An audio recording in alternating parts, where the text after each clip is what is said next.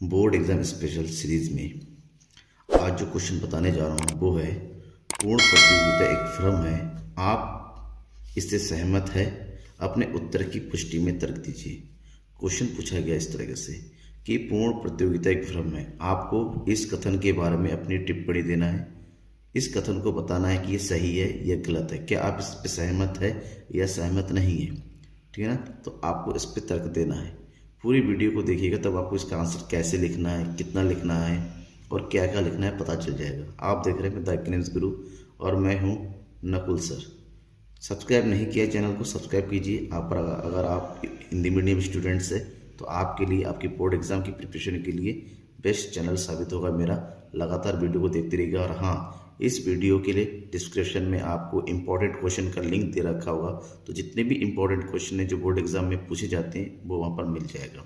साथ ही साथ sample paper मिलेगा उत्तराखंड बोर्ड का और यूपी बोर्ड का भी।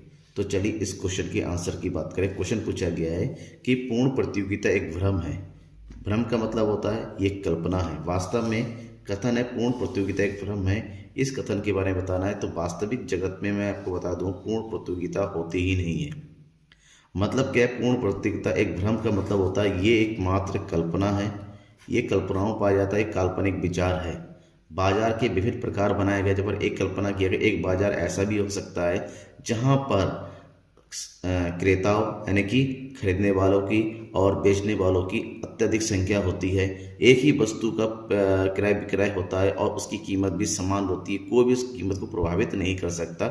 ऐसी बाजार को पूर्ण प्रतियोगिता की बाजार।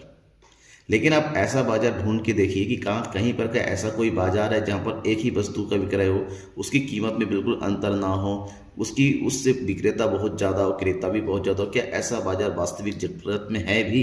तो आंसर मिलेगा कि नहीं। इस प्रकार का वास्तविक जगत में कोई बाजार नहीं है जहां पर पूर्ण प्रतियोगिता उपलब्ध हो। इसका मतलब यह है कि यह एक काल्पनिक विचार है। क्वेश्चन का स्टेटमेंट कैसा होना चाहिए लिखने का वो आपको मैंने दे रखा है। आप इसको देख के अपने नोट्स बना सकते हैं। ऐसा इसलिए होता है क्योंकि वास्तविकता में और पूर्ण प्रतियोगिता की विशेषताओं में जमीन आसमान का अंतर होता है।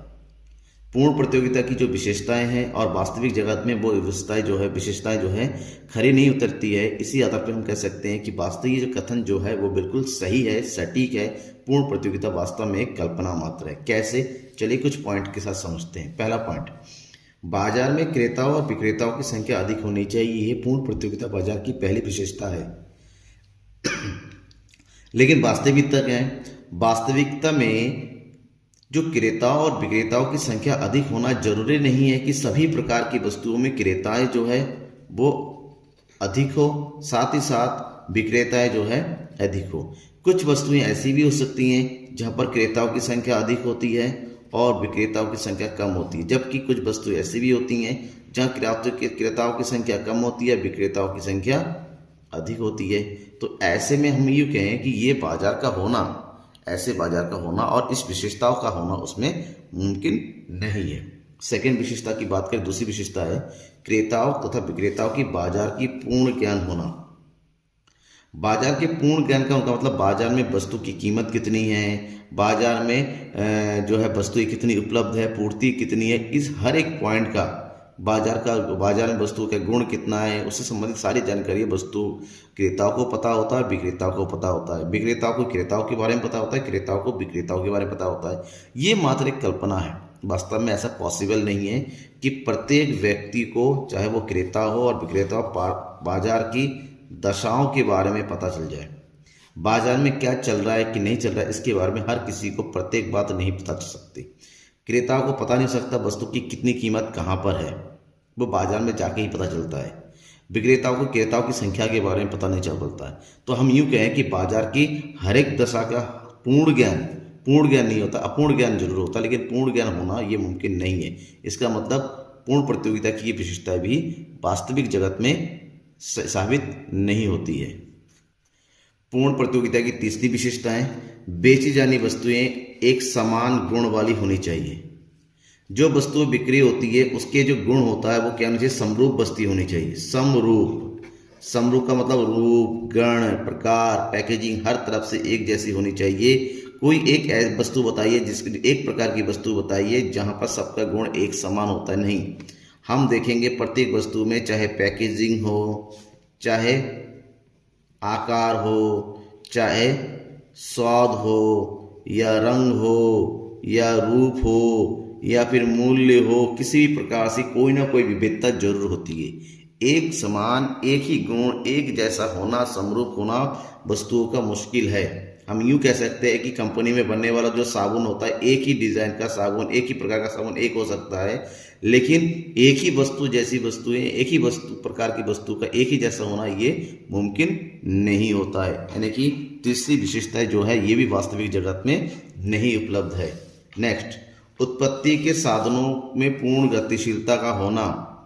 उत्पत्ति के जितने भी साधन है उसमें गतिशीलता होती है। गतिशीलता मतलब वो सभी उत्पादन प्रक्रिया में पूरी तरीके से योगदान करते हैं। क्या वास्तविक में ऐसा है? जरूरी नहीं है। उत्पादन की प्रक्रिया में साधन दो प्रकार से बांटा गया है। एक साधन होता है फिक्स यानी कि स्थिर साधन, और दूसरा होता है परिवर्तनशील साधन। उत्पादन में एक स्थिर साधन जो है जिसमें परिवर्तन नहीं होता है, और उत्पादन के घटने या बढ़ने के साथ साथ परिवर्तनशील साधन भी घटता या बढ़ता रहता है। जरूरी नहीं है कि उत्पाद स्थिर साधनों को जब बढ़ा रहे हो, जब मशीन परचेज, जितनी हमारी भूमि है उसी के अनुपात में ही मशीन खरीदा जाए, या जितनी मशीन है उसी के अनुपात में जो है लेबरों को रखा जाए। ऐसा होना स्वाभाविक नहीं है और ये जरूरी भी नहीं है। कहीं पर भी ऊंच नीच रह जाता है, अनुपात सही नहीं हो पाता है, तो ऐसे में साधनों में पूर्ण गतिशीलता का होना भी नामुमकिन सा है। ठीक है ना, ये पर्याप्त वास्तविक जगत में उपलब्ध नहीं होता है कि सभी साधनों में पूर्ण गतिशीलता हो जाए। नेक्स्ट पॉइंट, फर्मों के प्रवेश और फर्म बहिर्गमन में स्वतंत्र होना। स्वतंत्रता तो होती है लेकिन वास्तव में सीमित होती है। वास्तविक जगत में फर्मों के प्रवेश और बहिर्गमन की स्वतंत्रता इतनी उचित नहीं, उतना भी इजी नहीं होता है। यहाँ पर कुछ बहुत सारी ऐसी चीज़ें होती हैं जिसको हर्डल्स बोलते हैं, बाध्यता होती है, ठीक है ना, या फिर यूँ कहें कि बाधाएं होती हैं जिसको पार करना, जिसको सुलझाना जो है कठिन हो जाता है। ऐसे में हर एक प्रवेश जब चाहे बाजार में प्रवेश कर जाए, जब चाहे बाजार को छोड़ के चला जाए, ऐसा पॉसिबल नहीं होता। ये सबके लिए एक जैसा नहीं हो सकता है। तो ये विशेषताएं भी पूर्ण प्रतियोगिता के लिए वास्तविक जगत में उपलब्ध नहीं होती है। और अंतिम विशेषता है वस्तु के मूल्य पर किसी का नियंत्रण नहीं होना चाहिए। पूर्ण प्रतियोगिता में वस्तु का मूल्य का निर्धारण बाजार में होता है, यानी कि ना ही क्रेता और ना ही विक्रेता वस्तु के मूल्य को नियंत्रित कर सकता है। जबकि वास्तव में हम सकते हैं कुछ विक्रेता आपस में ग्रुप बना लेते हैं और वस्तु के मूल्य को जो है प्रभावित करते हैं, या फिर क्रेता बहुत बलशाली होता है, ठीक है ना, वो अकेला ही बाजार में वस्तु की मूल्य को प्रभावित कर सकता है। तो इस प्रकार से यूँ देखें कि वास्तविक जगत में ऐसी कोई वस्तु नहीं है जिस पर नियंत्रित नहीं कर, जिसके मूल्य को नियंत्रित नहीं किया जा सकता। घटना या बढ़ना ये जारी होता है, किसी न किसी लागू हो सकता है, लेकिन यूँ कहें कोई भी मूल्य को प्रभावित नहीं कर सकता, मूल्य को नहीं बदल सकता, ये पॉसिबल नहीं। कोई वस्तु ऐसी होती, कोई वस्तु ऐसी नहीं है जो बाजार में नियंत्रित ना की जा सके जिसके मूल्य को, ठीक है ना। तो इसलिए इन पॉइंट पे हम देख सकते हैं कि वास्तविक जगत में पूर्ण प्रतियोगिता उपलब्ध नहीं है, ये केवल और केवल एक भ्रम मात्र है।